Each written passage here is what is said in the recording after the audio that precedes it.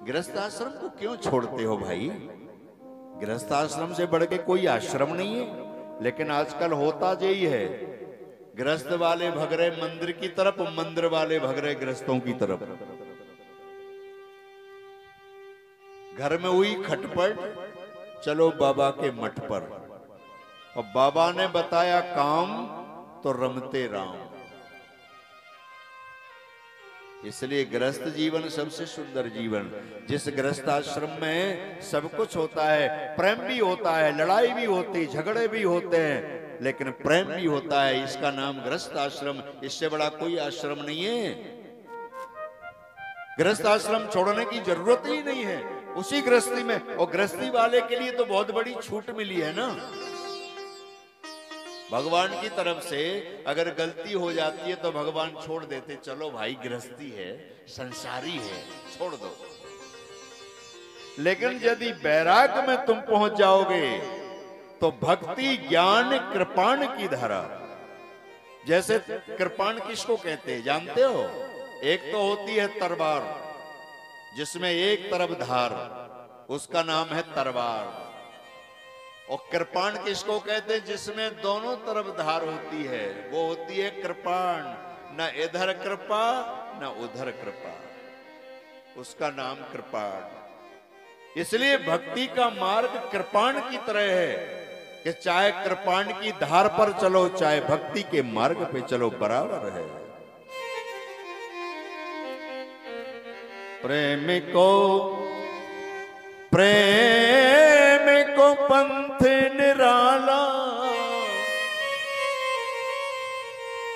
माधो प्रेम का पंथ निराला।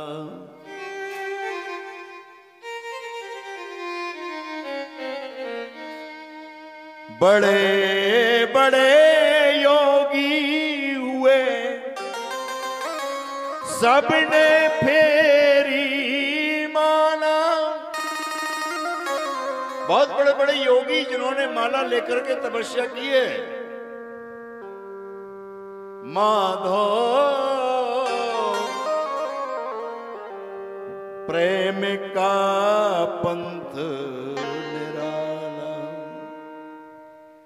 और भगवान कहते कि बिगर प्रेम रीझे नहीं,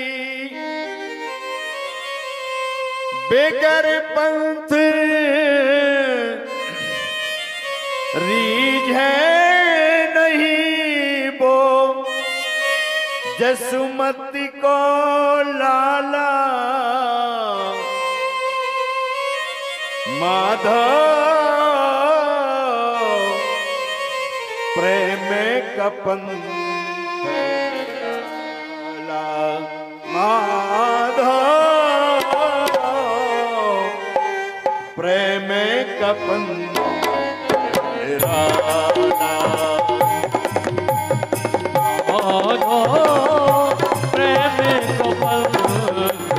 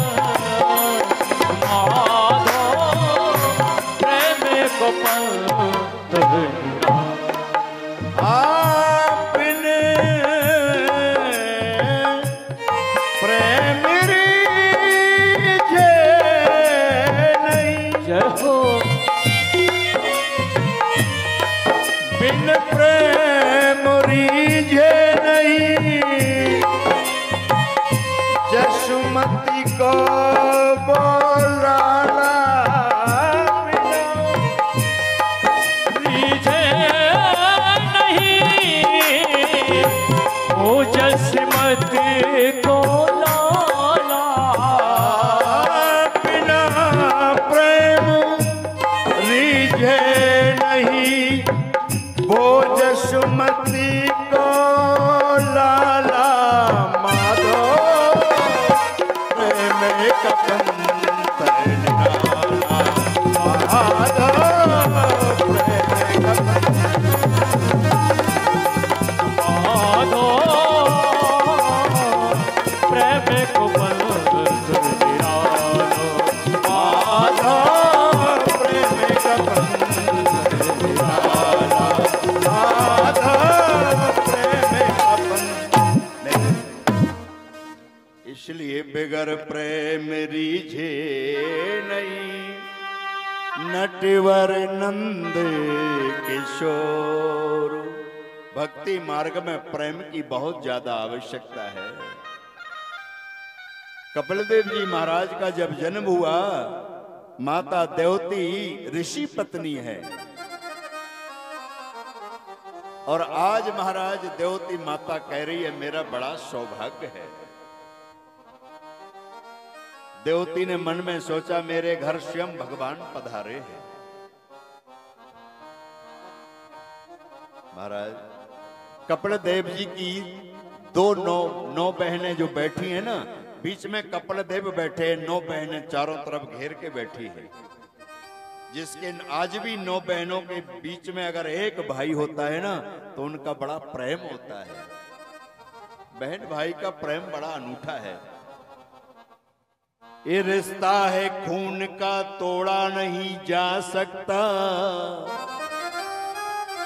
बहन भाई का प्यार छोड़ा नहीं जा सकता। आज 9 ही बहन बड़े प्रसन्न हो रही हैं। आज मेरे भाई बैठे यहां से, अब कपिल देव जी और माता देवती का प्रसंग शुरू हो रहा है। निर्विष्णन तराम भूमन चंद्रेन्द्रियात शीर्णात एन संभाव्यमानेन न प्रणान्तो तया प्रभो।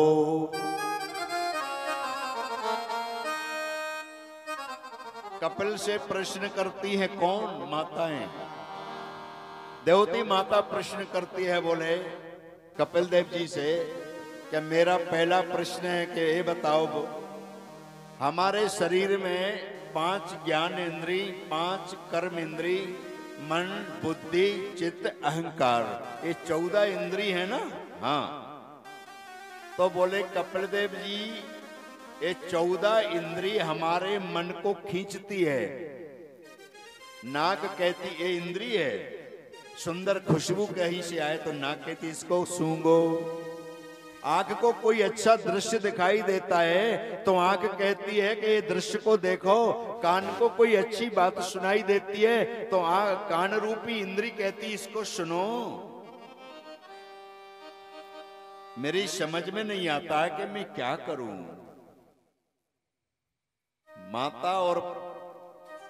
माँ और बेटे का प्रसंग चल रहा है।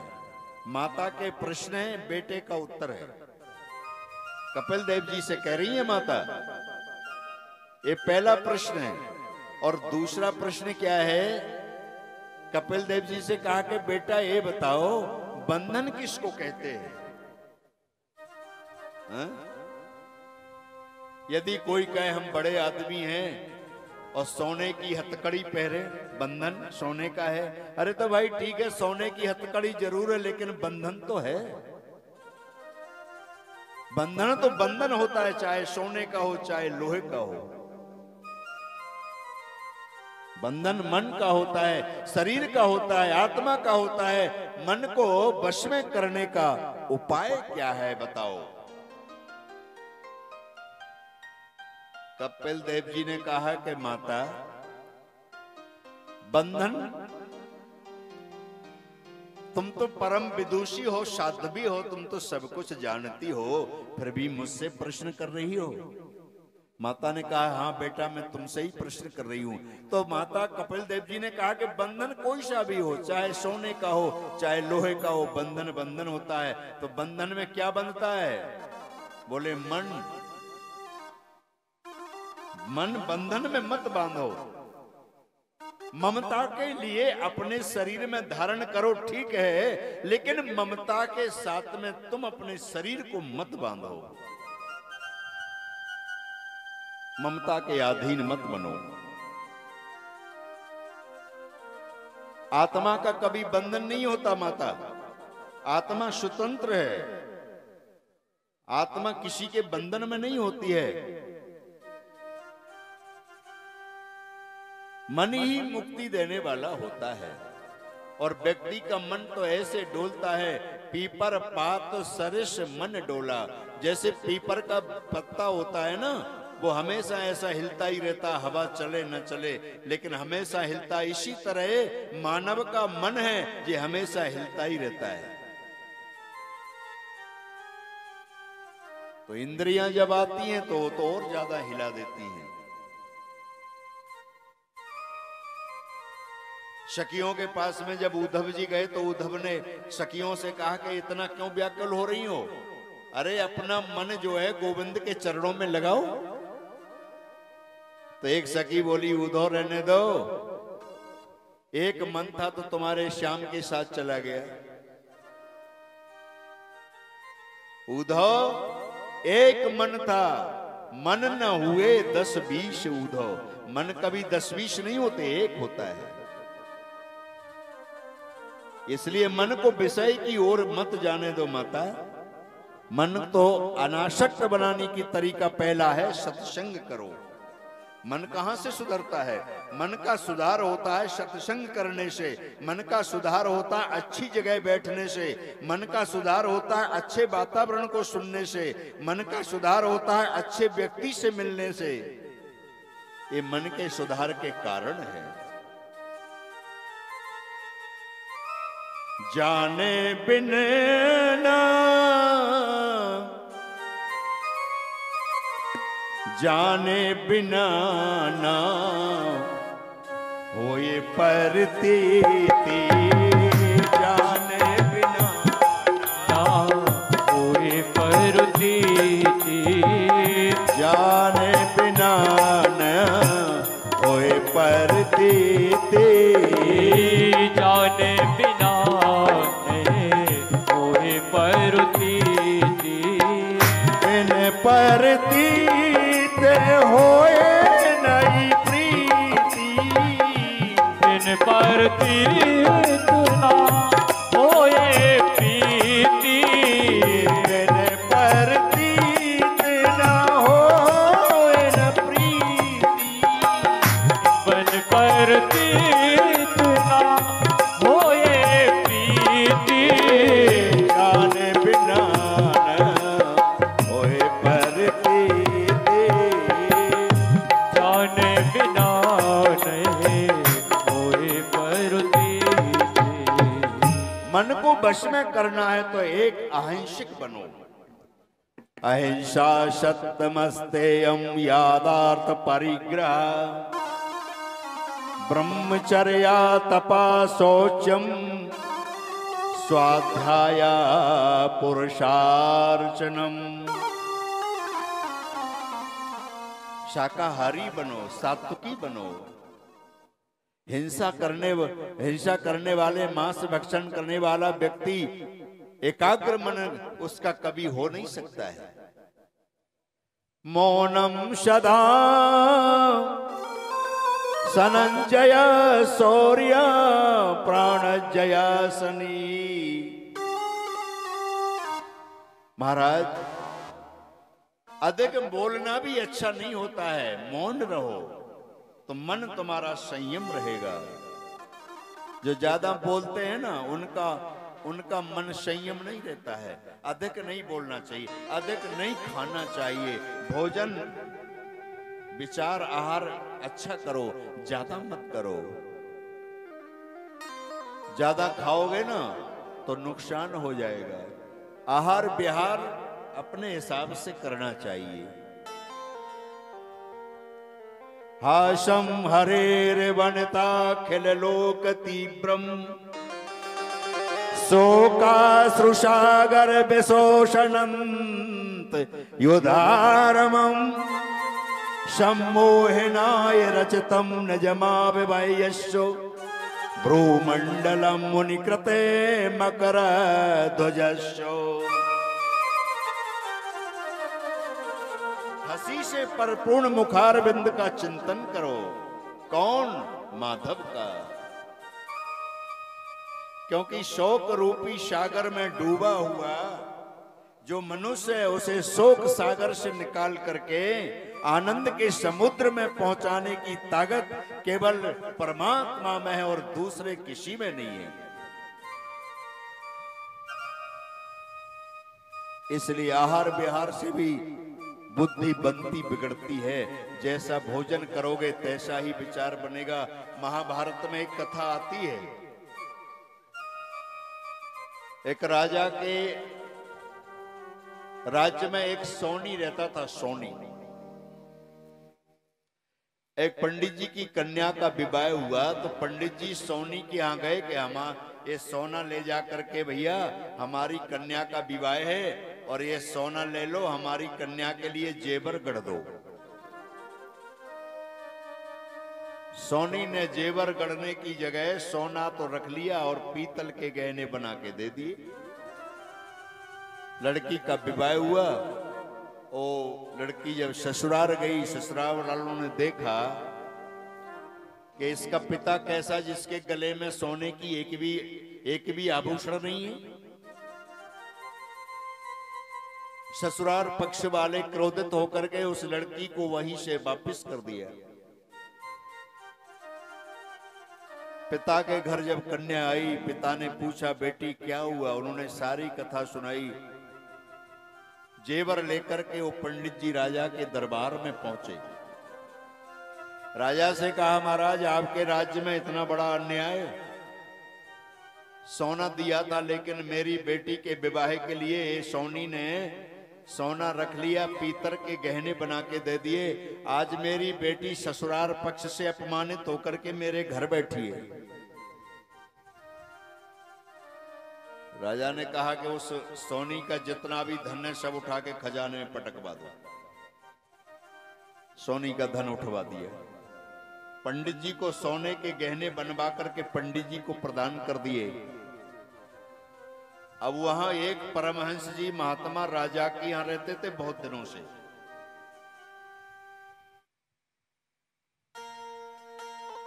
अब वो धान्य जो सोनी का था वो राजा के यहां गया।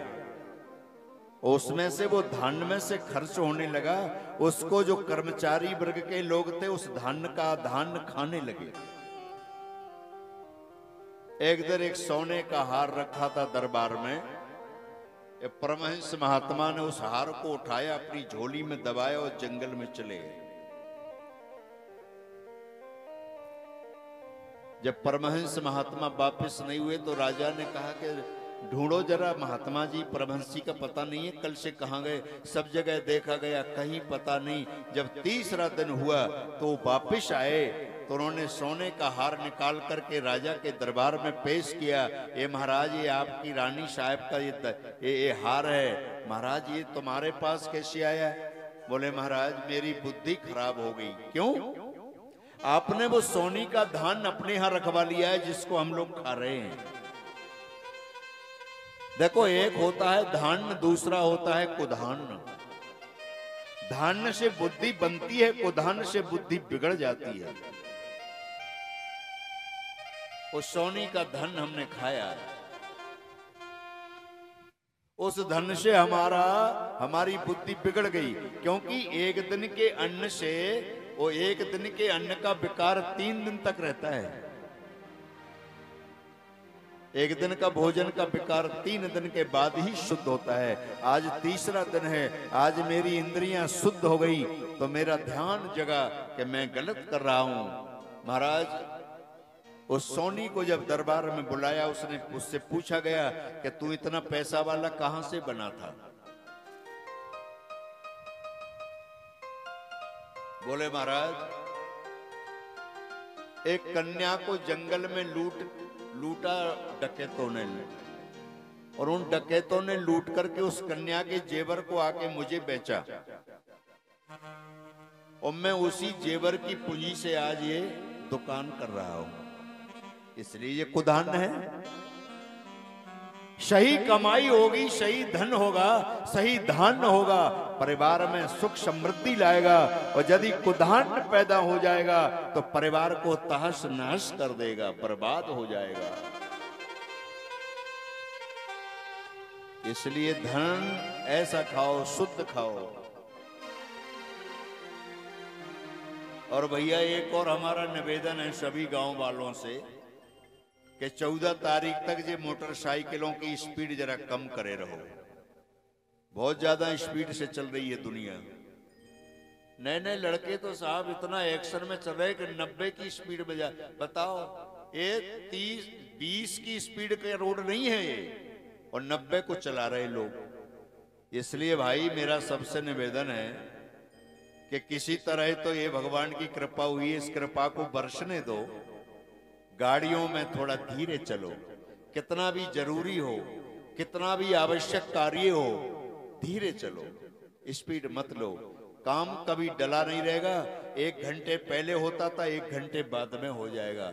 इसलिए भैया धीरे से चलाओ। ये हमारा सभी से नवयुवक मंडल से निवेदन है। वो ही ज्यादा स्पीड में चलते, बूढ़े तो बेचारे अब डरते हैं, वो नहीं चलते ऐसे।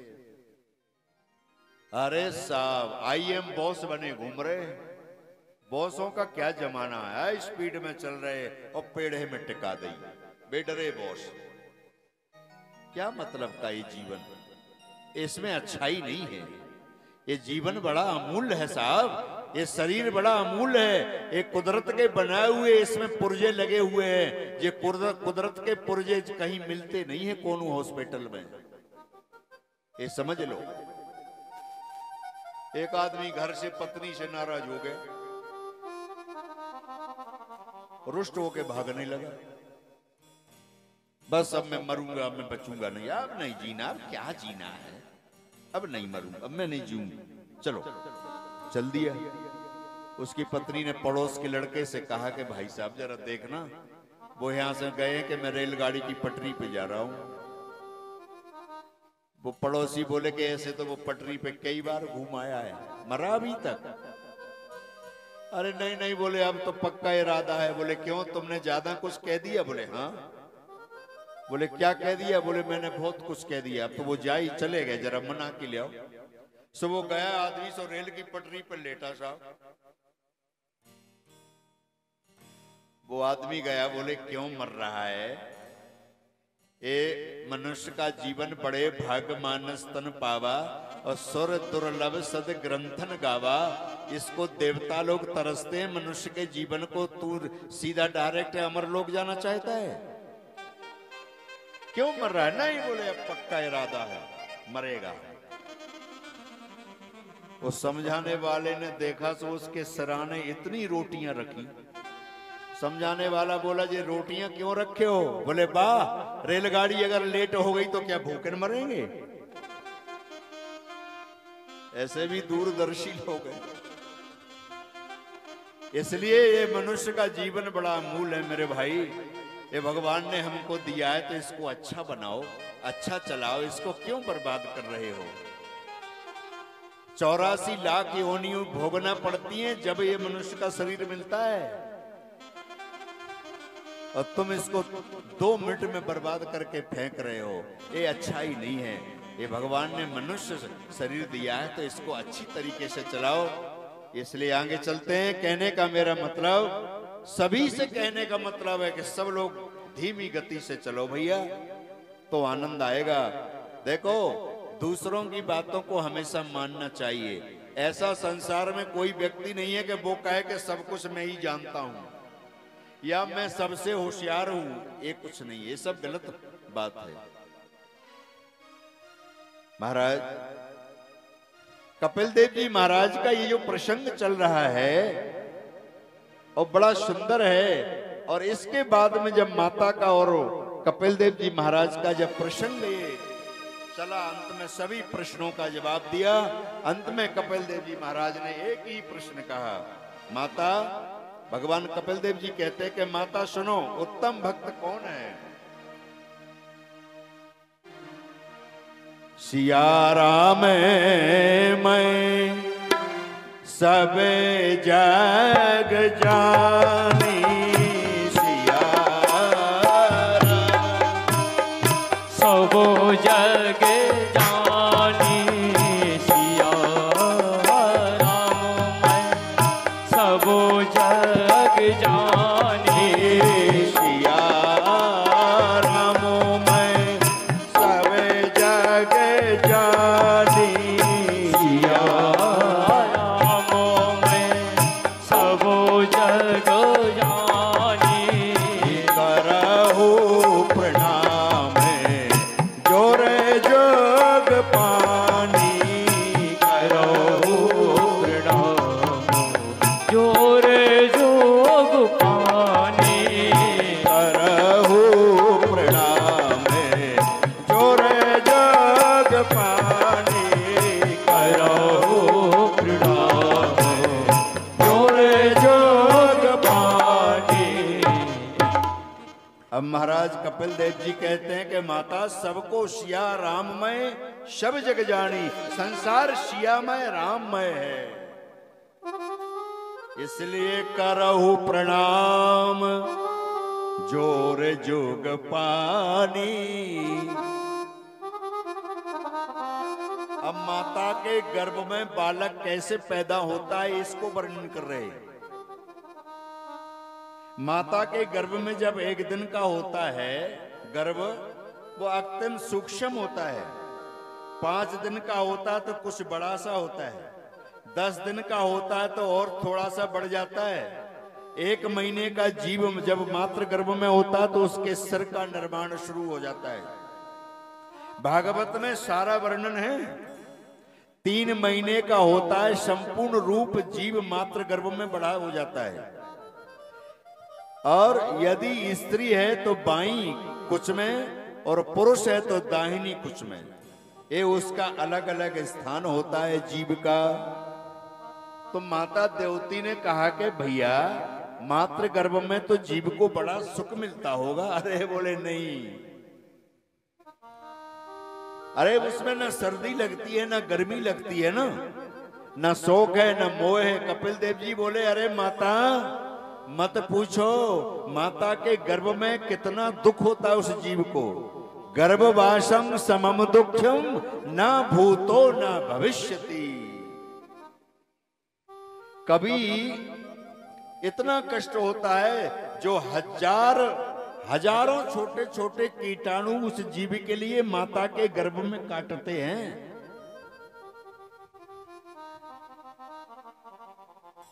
कॉमन शरीर में वो छोटे छोटे कीटाणु काटते हैं। और कभी वही माता चटपटी चीज खा लेती है, मिर्ची वाली चीज खा लेती है, तो उस बालक को वो चटपटी चीज जो है बड़ा कष्ट देती है माता।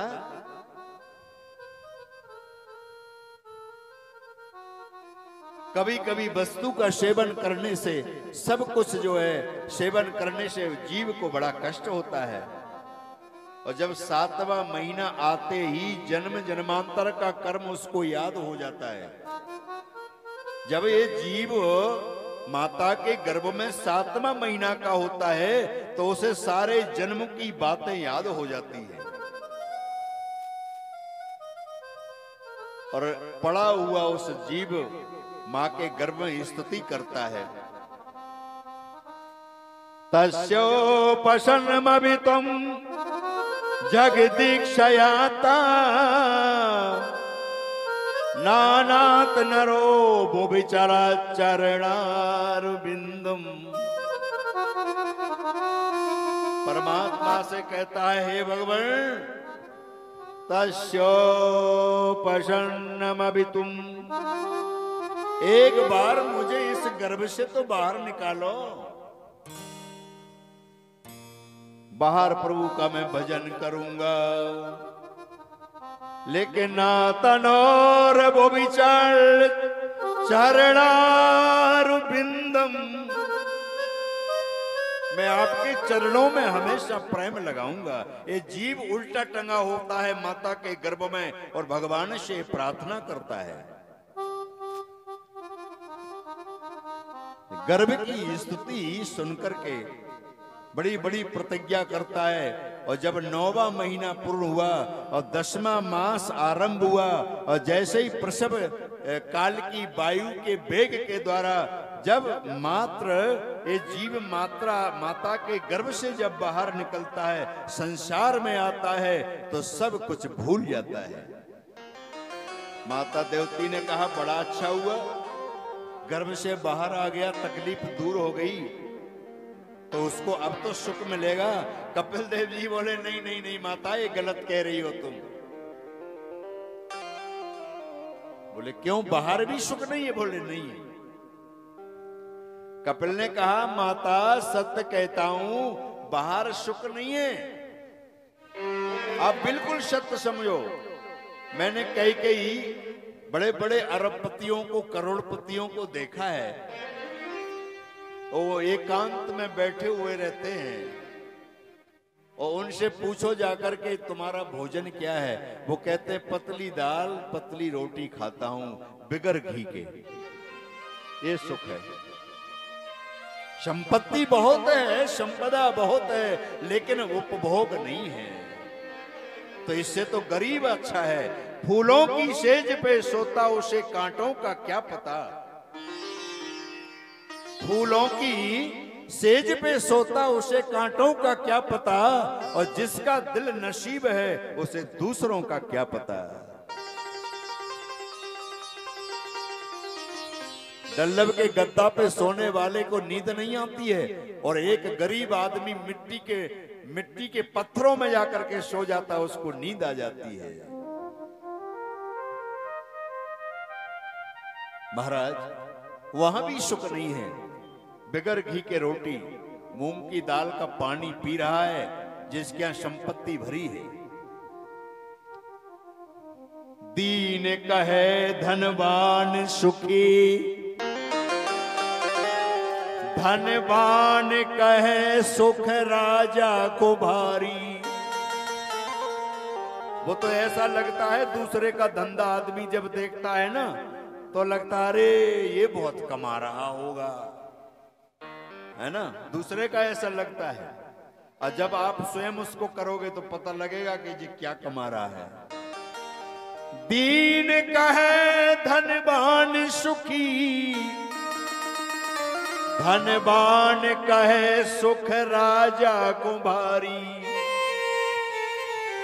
राजा से पूछोगे आप सुखी हो, वो कहेगा नहीं, तो बोले राजा है सुखी। और राजा से पूछा, राजा कहे महाराजा सुखी, महाराजा कहे सुख इंद्र को भारी। महाराजा से पूछा कि तुम सुखी हो, बोले नहीं, तो बोले इंद्र सुखी है।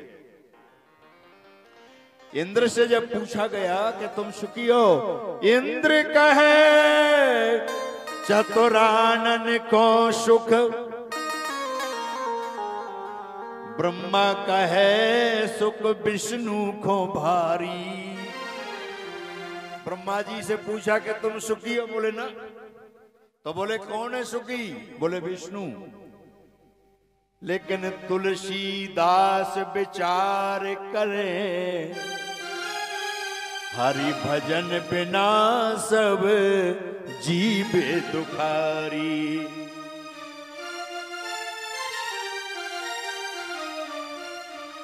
हरि नाम के बिना, घनश्याम के बिना, हरि नाम के बिना, घनश्याम के बिना,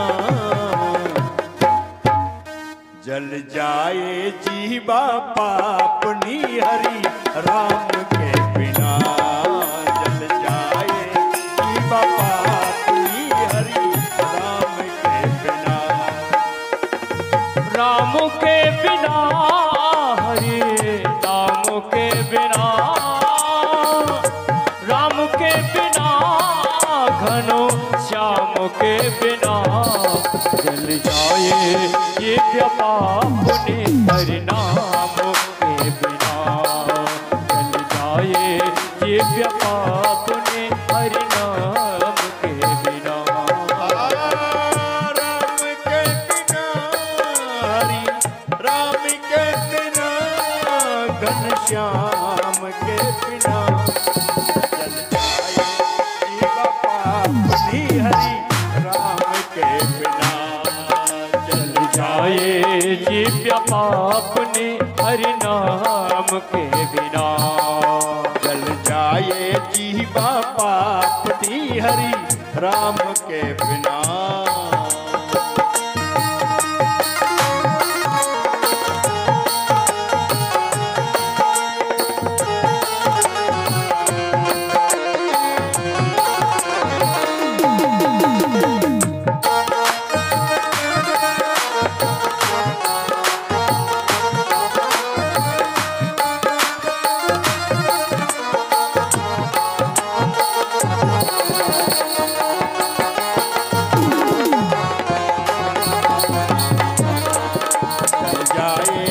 पाप नी हरि राम के बिना। चल जाए जीवा पाप नी हरि राम के बिना। हरे राम के बिना घनश्याम के बिना। राम के बिना घनश्याम के बिना। राम के बिना घनश्याम के बिना। जल जाए जीवा पाप ने हरि नाम के बिना। चल जाए जीवा पाप ने हरि नाम के बिना। इसलिए भगवान के ये अंत में भगवान का ही सहारा है। माता देवती और कपिल देव जी का प्रसंग पूर्ण हुआ। अब आगे देवती माता का वंश नहीं चला। देवती माता की 3 बहनें थी, आकृति, देवती और प्रसूति।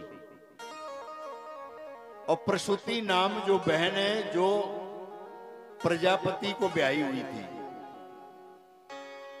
आकृति का विवाह प्रजापति के साथ हुआ। उन्हीं के यहाँ एक भगवान यज्ञदेव का प्रादुर्भाव हुआ।